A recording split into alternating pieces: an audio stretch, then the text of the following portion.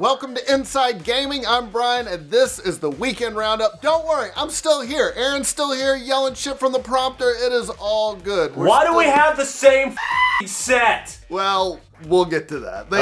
They spent all the money on the LA set. We're still in Austin. But this is a new segment we're trying where we round up all the rest of the news from the week, the stuff that might have slipped through the cracks, but still interesting. You cool? We're cool. Let's go. Let's do it. All right, first up, let's start off with some great news for Holo Night fans.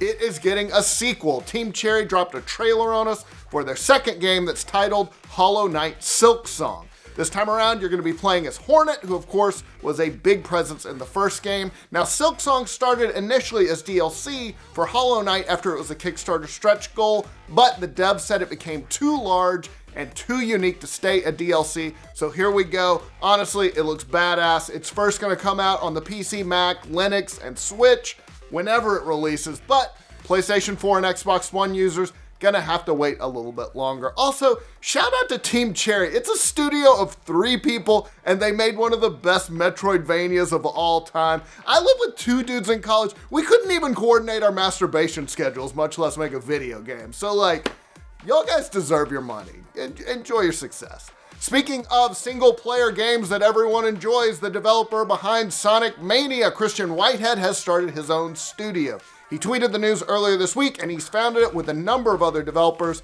who worked on Sonic Mania 2. According to their new website, it was founded in late 2018 and is headquartered in LA. As for what games the new studio will be making, not clear yet, but Reddit user Red Sutter pointed out that its name, Evening Star, is from a song from the old school platformer Knuckles Chaotix, so maybe another Sonic game. Also, their website talks about their proprietary retro engine, which of course was used to make Sonic Mania and others. Great game, excited to see what they're gonna do. All right, let's talk about shitty things now. The dumpster fire that is Starbreeze Studios.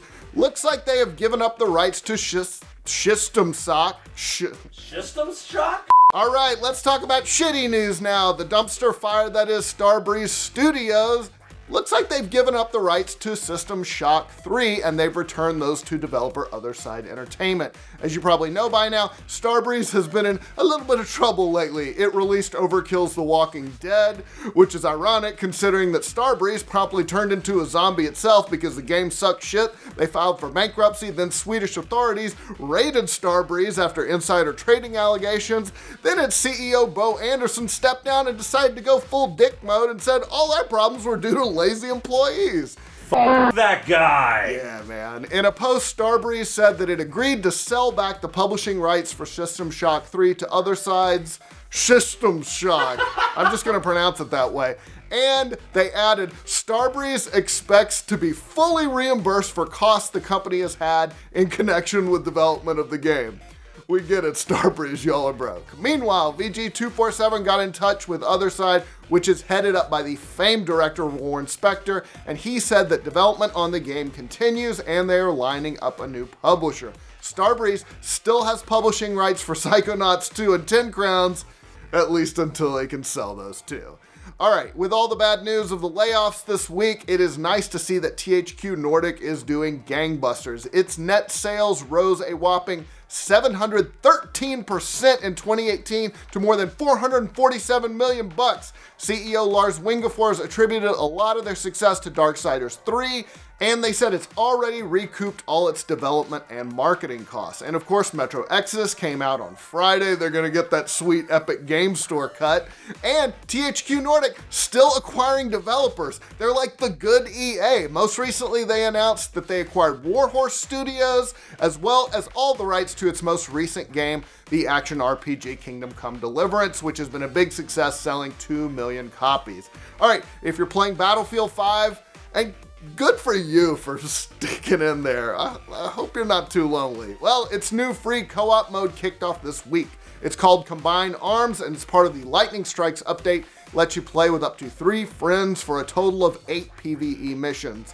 The idea, according to DICE, is to let players gel as a team before they get into the competitive mode. We are still waiting on the Battle Royale mode from Battlefield 5, which isn't out until March, and guys, I think y'all missed the boat with the Battle Royale. It's gonna be over by March. I hate to tell you, we literally got a Tetris Battle Royale before Firestorm.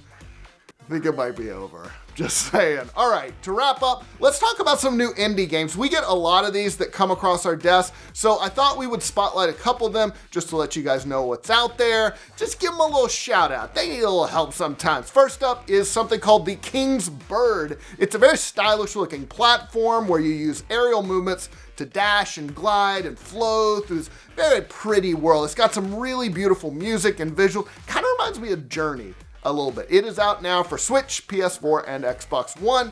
Then there's something called Hyper Jam, which is an arena brawler that's so neon, it makes my eyes bleed. It looks like you're squaring off against buddies. There's multiplayer, there's also online crossplay, and a synth soundtrack that could also be the soundtrack to someone smuggling a load of cocaine on a speedboat to Miami. It is out now on PS4, Xbox One, and Steam. That's the weekend roundup, you guys. Hope you enjoyed it. We're still here. We're not going anywhere. Those pretty boys from LA can't keep us down. Keep it right here to Inside Gaming. It's the new jam. Bye.